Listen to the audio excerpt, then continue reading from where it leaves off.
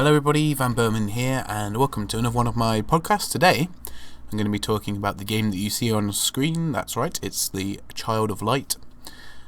And this is a game which is produced by Ubisoft. I believe it's Ubisoft Montreal, to be more specific. And it is an RPG game. I don't know if you put it in any other categories. You might want to put it in adventure. That's going to be coming out on the PlayStation 4 and PC. I'm not sure if it's coming out anything else, but they're the ones I definitely know that it is, because I've seen the box art and stuff like that. And this is a game which I'm really looking forward to. It is one that you can pick up right now on Steam, so you can pre-order it, and it's $11.99, which for the style of the game I think is probably about right. I think if they'd made it a nice $9.99 it's a lot more appealing, but nevertheless it seems to have quite a decent looking story to it, which is something that I really can't wait to get my teeth into. And I'm really looking forward to it because it takes a lot of the classic elements, throws in its own bit of unique aspect to it, and it seems to merge pretty well from what I can gather. So I'm just going to tell you a bit about it. I'm going to start off by looking at the system requirements for the game. So in terms of a minimum system, I can't imagine there's going to be too much difference between the low end and the high end graphics, but nevertheless we'll have a look. So the lowest OS is Windows 7, so XP is not supported, well, officially supported. You do need an Intel Core 2 Duo E8200 when you get 2.6.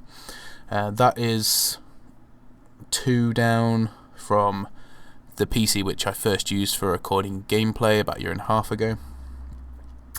And the minimum graphics is an NVIDIA GeForce 880 GT, which I believe is the first graphics card I ever had for my computer, or an AMD Radeon HD 290 XT.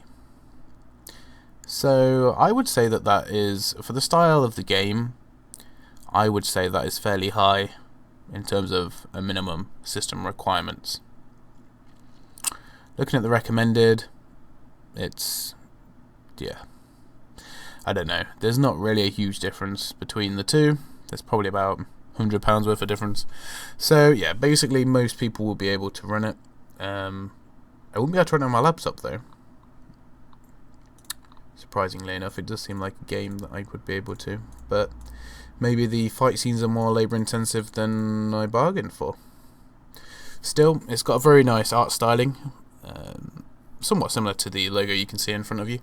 I believe that's more of a concept bit of art than anything else. The release date is in 6 weeks from now, coming out on the 30th of April. And don't worry, I will be there. Will I be there playing it? Yes, I will, because I'll be back from France. So I'll be there playing it, doing some videos on it, which would be great. So I'm just going to read you a little bit about the game, or about the game story, and see what it says. The Black Queen has stolen the sun, the moon, and the stars. You play as Aurora, quite a fitting name for being the Child of Light, a young princess with a pure heart whose soul is brought to the kingdom of Lemuria. Embark on a quest to recapture the 3 sources of light, defeat the Black Queen, and restore the kingdom of Lemuria. Yeah, sounds pretty simple. Pretty decent, well, overall story there, I would say. It's nice and simple, or, well, simple sounding in its, I presume, hopefully its basic form. Do we have anything about the battle system? Aurora has the power to fight creatures from the dark and to restore the stolen lights. Right, fight alongside the, I don't even know how to pronounce this, Ingeniclus in active time battle systems. Your Firefly ally can be controlled by another player. Oh, that's pretty good. So you can live this adventure with your friends. So it's got a little bit of, or taken a little bit from Final Fantasy IX in that sense, because of course you could, if you had a second controller plugged in, you could take over one or two of the characters in the battles, which is quite nice. I guess it's a sort of way of involving a bit of co-op in there, rather than obviously having none. I've had a look at the battle systems as well, the active time battle system. It looks really nice, actually. It's sort of, from what I can sort of gather, it's a mix between Final Fantasy 9 and Final Fantasy 10.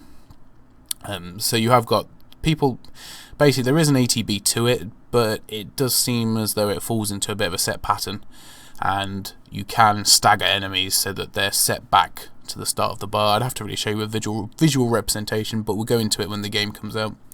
And this is something I've been really looking forward to for a long while now, but it's only recently that, upon reading more and more on it, I've been trying to stay away from it. But it's just when you see something that you know you're going to be really interested in, then you do often end up reading too much into it and getting too excited.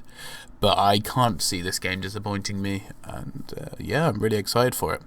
I mean, it's very similar to something I've been saying for a long while, which I'm not going to harp on about here, but the fact that Square Enix has moved Final Fantasy so much out of this bracket of game that there are going to be games coming in to fill that void, and Child of Light is one of them, and I'm so happy that it's going to be out on PC and on Steam, and of course on PlayStation 4 for you to enjoy as well.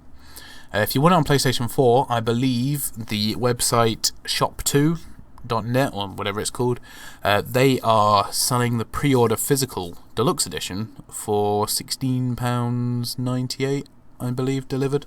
So, you know, it's about £5 more than you get it for on Steam, but you get a nice art book and all that sort of other stuff as well, collector's edition type stuff. So that's definitely worth checking out if there's something you want to play. And I'll give you a bit of a spoiler as well. I made a top 5 anticipated RPGs of 2014 video, which isn't up yet, but it will be up very shortly. And I'm going to give you a clue, or a glaringly obvious spoiler, but Child of Light will be in there. So do keep an eye out for that. And yeah, hopefully you'll enjoy some of the gameplay that I do for it as well when it comes out. So once again, thank you very much for watching, everybody. If you have any suggestions for another podcast you'd like me to do, then feel free. Something which I'm going to be looking into doing is I think I need to stop doing things like that.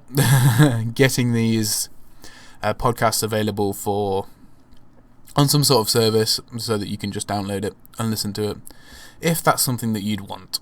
So it would be nice if you've listened this far to give me an answer to that, if it would be something that would interest you. But aside from that, thank you very much for listening or watching, and I'll see you all very soon. Goodbye.